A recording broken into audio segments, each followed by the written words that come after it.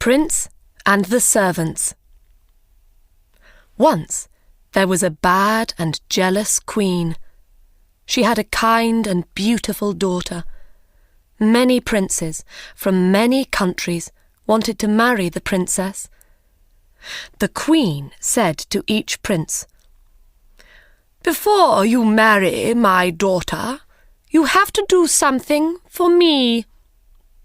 And then she gave him an impossible job. When he couldn't do it, she said, "Now you will die." And her woodcutter cut off his head. "You will never marry," she said to her unhappy daughter, and she laughed. Prince Charles was the son of a poor king in a small country. He heard about the beautiful princess. He said to his father, "I want to marry her." "Never!" cried the king. "The queen will kill you. You are my only son. I cannot lose you. There are hundreds of beautiful women in the world. You don't have to marry this one." But the prince was very sad. He couldn't eat. He couldn't sleep. In the end, his father said, "Go then. Go to the princess. I hope you will do better than the other princes. I hope I will see you again." The prince was very excited, and he danced round his rooms. He ate a lot of food and got strong again. Then he began his journey. He had no servants because his father was poor. "I'll find servants on the way," he said. After a short time, the prince saw a small mountain. "What is that mountain?" he thought. "It wasn't there before." He went nearer. It wasn't a mountain. It was a very fat man on his back, asleep. The prince went near him, and the fat man woke up. "What are you doing here, fat man?" asked the prince. "I was asleep," said the fat man, "and now I am not asleep because of you." "Why were you asleep?" "Because I had some food this morning. Now I want my lunch." "What did you eat this morning?" asked the prince. 10 chickens and 100 cakes," said Fat Man. "Will you be my servant?" asked the prince. "Give me food," said the fat man, "and I will do anything for you." So the fat man followed the prince. A short time later on their journey, they found another man. His head was down, and his left ear was on the ground. He looked up. His left ear was very large. "What are you doing, Big Ear?" asked the prince. "I am listening," said Big Ear. "The flowers are opening. The birds are singing in a country over the sea. I can hear them." "What can you hear in the house of the beautiful princess?" asked the prince. "People are crying. Another prince is dead." "Will you be my servant, Big Ear?" "Yes," said Big Ear, "I will." A short time after that, they saw 2 long things by the road.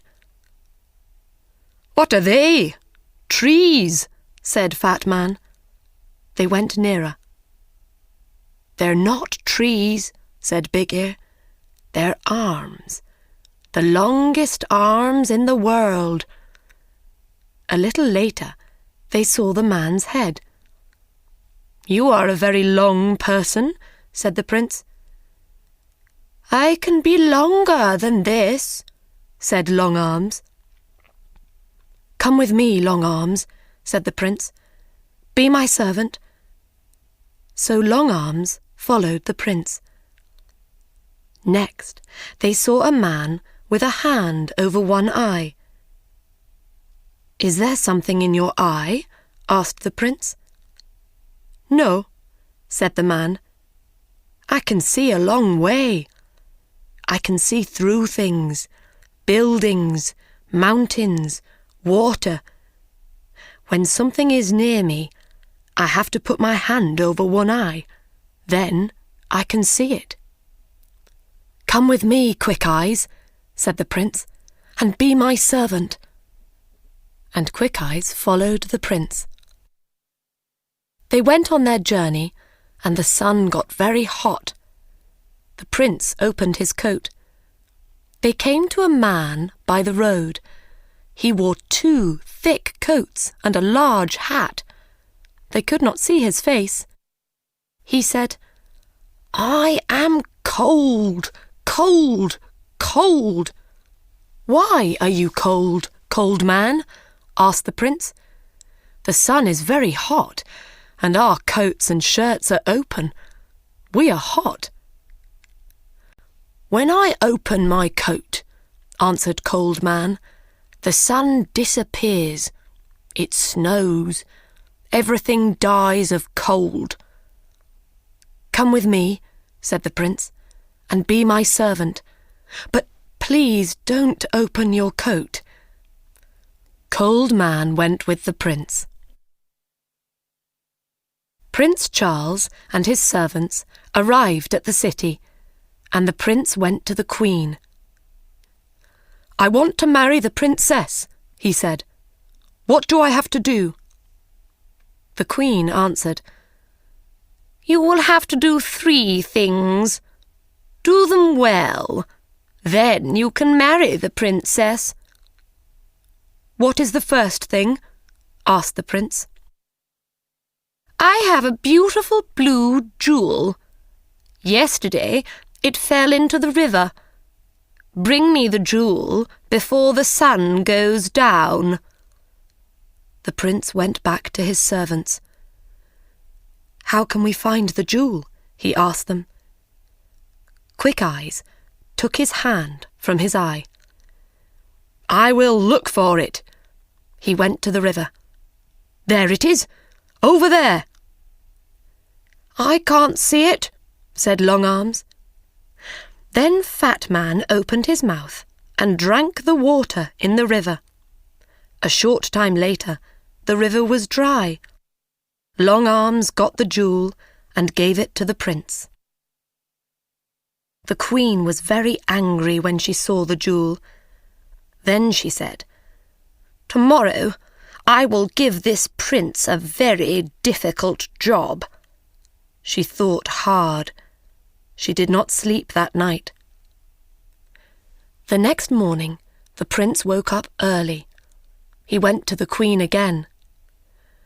"You are hungry after your long journey," she said, with a cold smile. "I have 30 chickens outside. Eat them before 12 o'clock. I do not want to find 1 chicken leg." "Can I invite a friend?" the prince asked. "I do not like eating without a friend." "You can ask 1 friend," said the queen. The prince left. "He will die this afternoon," she said to her daughter, and she laughed. The prince went back to his friends. "Come with me, Fat Man," he said. Fat Man quickly ate the 30 chickens. Then he ate the queen's other animals, the bread in the kitchens, the fruit on the trees, and the vegetables in the ground. "Now what can I eat?" asked Fat Man. There was nothing there, so he went to sleep. At 12 o'clock, the queen called for her lunch. She waited and waited, but no food came. She went to see the cook. "Where is my lunch?" she asked. "A fat man ate everything in the gardens and everything in the kitchens. There is no food." The queen got angrier and angrier. Then She thought of a plan. "Ha ha!" she laughed. "Now I will catch him." The prince came to her on the third day. "Will you eat with me tonight?" she asked, with a lovely smile. "And after that, would you like to sit with the princess for 2 hours?" "Yes," answered the prince. "I would love that." "You will not fall asleep when you are talking to the princess?" asked the queen. "Fall asleep?" cried the prince. "Never." "When a person falls asleep with the princess," said the queen, "the princess disappears by magic. Then that person dies." The prince put on his most beautiful clothes. He ate with the queen. Their conversation was very cold. Servants brought wonderful food and wonderful drinks. When the prince turned away for a minute, the queen quickly put something into his glass of wine. The prince did not see. He drank the wine. Then the queen took him to the princess. They climbed up many stairs to a high room. The princess sat sadly by the window. The red light of the evening sun lit up her beautiful face. The river below, the flowers round the window, and her dress were the same colour. The prince sat near the princess. They were very happy for a short time. But the prince's eyes suddenly felt heavy. He started to fall asleep. He couldn't hear the princess's words. His eyes shut. He was asleep. Half an hour later, he opened his eyes again. The princess wasn't there. He looked everywhere in the room, but he couldn't find her. He ran to the window and looked out. He saw Big Ear below. He called to him, "The princess isn't here. We have to find her in the next hour." Long Arms brought the prince down to the ground. "Where is the princess? Can you hear her, Big Ear?" Big Ear put his ear to the ground. "Yes," he said, "I can hear her. She is calling. She says that she is across the river. She is inside a tree. Her mother's men put her there." Quick Eyes looked. "Yes," he said, "I can see her." "But how can we get her?" cried the prince. "I have an idea," said Cold Man, and he opened his coat. Snow fell. Everything went white. Cold Man jumped into the river, and the water was ice. They ran across the ice and brought the princess back. Long Arms put the prince and princess back through the window into the high room. They sat down, and the door opened. The queen came in. She could not speak when she saw the princess. She gave them a cold smile. "We are having a very interesting conversation," said the prince. "We are talking about trees and rivers." "Come with me," said the queen. "It is night. Your bedroom is ready. Your servants can sleep there too." The prince said good night to the princess, and he and his servants followed the queen. She took them to a big room. The queen shut the door. She ran to the cook and said, "Make a great fire under their room." After a short time, the room got very hot. The prince went to the door, but he couldn't open it. "I can hear a great fire below us," said Big Ear. "This is wonderful," said Cold Man. "I feel really warm for the first time in my life." "Open your coat, Cold Man," said the prince. When Cold Man opened his coat, the room got colder again. "That's better," they said. The Queen listened at the door. She heard them. She ran to the cook and said, "Make the fire hotter." Cold Man smiled. "I am warm again," he said. "They are cooking us," said the other servants.